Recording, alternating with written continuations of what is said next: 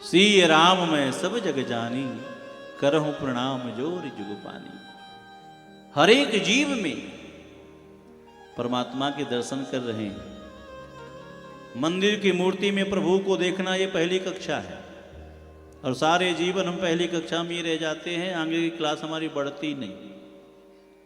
सिर्फ मंदिर की मूर्ति में ही प्रभु को देखते रह जाते हैं। जीव मात्र में, घट घट में प्रभु बैठे हुए हैं। एकनाथ जी विठ्ठल नाथ को ही केवल प्रभु मानते थे, नित्य भगवान दर्शन भी देते थे।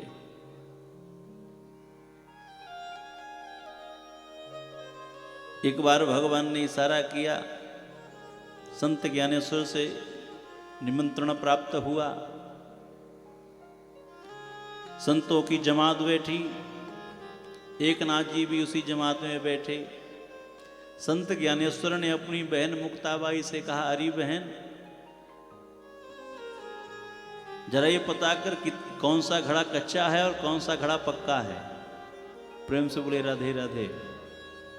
मानव जीवन तो घट के तरह ही है, नेक पता कर कौन सा घड़ा कच्चा रह गया और कौन सा घड़ा पक्का है।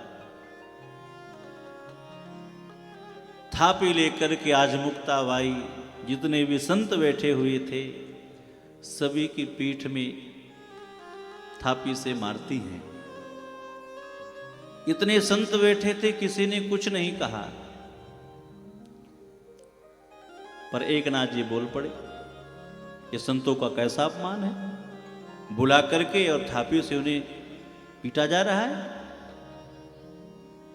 मुक्ताबाई ने मुस्कुराते हुए संत ज्ञानेश्वर से कहा, अरे भैया, सारे घड़े तो पक्के हैं, पर एक नाथ रूपी जो घड़ा है वो थोड़ा कच्चा रह गया। और भी अपमान लगा, इतना अपमान, संतों की सभा में मुझे कच्चा घड़ा कहा गया। वहां से आए, रोते हुए प्रभु के मंदिर में पहुंच गए। भगवान ने पूछा, क्या बात है, क्यों रो रहे हो? एकनाथ जी कहते हैं, प्रभु, आज संत ज्ञानेश्वर के यहां मेरा बड़ा अपमान हुआ। अच्छा, क्या हुआ? अरे वहां पर मुझे कच्चा घड़ा कहा गया, बहुत अपमानित किया गया। भगवान मुस्कुरा रहे थे। एकनाथ जी ने कहा कि प्रभु, मैं रो रहा हूं, अपना दुखड़ा सुना रहा हूं, और आप है कि मुस्कुरा रहे हैं। भगवान ने कहा, तो क्या करूं? यदि संत ज्ञानेश्वर ने कच्चा घड़ा कहा है तो जरूर आप कच्चे घड़े हो सकते हैं। भगवान से कहते, प्रभु आप भी मुझे कच्चा घड़ा कह रहे हैं? भगवान ने कहा, ना ना, मैं नहीं कह रहा हूं, संत ज्ञानेश्वर ने कहा है तो आप हो सकते हैं। आज भगवान ने एकनाथ जी को बिसावा खेचरे के पास भेजा, जाओ तुम्हें वहां दिव्य ज्ञान मिलेगा। और बंधुओं, जब एकनाथ जी बिसावा खेचरे के पास पहुंचे तो बिसावा खेचरे जी भगवान भोलेनाथ की पिंडी के ऊपर पैर रख करके विश्राम कर रहे थे। इतने उच्च कोटि के भक्त थे। भोलेनाथ की पिंडी के ऊपर पैर रख करके ही विश्राम कर रहे थे। जब एकनाथ जी ने उन्हें देखा तो विचार करने लगे, भगवान ने किस पागल के पास भेज दिया। देखो, भोलेनाथ की पिंडी में ही पैर रख करके श्रीमान जी विश्राम कर रहे हैं, हिलाया डुलाया। अरे बाबा जी,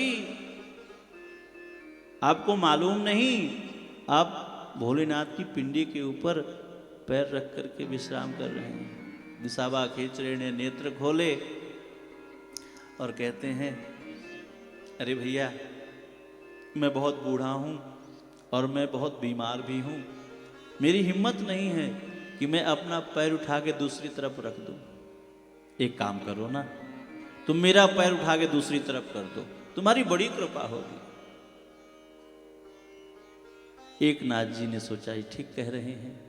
और आज एकनाथ जी ने ज्यों ही उनका पैर उठा करके दूसरी तरफ किया है महाराज, तो वहां पर भी भगवान भोलेनाथ की पिंडी प्रकट हो गई। जहां वो पैर घुमाते हैं वहीं पे भोलेनाथ की पिंडी प्रकट हो जाती है। चारों तरफ पैर घुमा के देख लिया। स्वयं एकनाथ जी ने जहां पैर करते जाते वहीं पर भोले बाबा की पिंडी प्रकट होती जाती।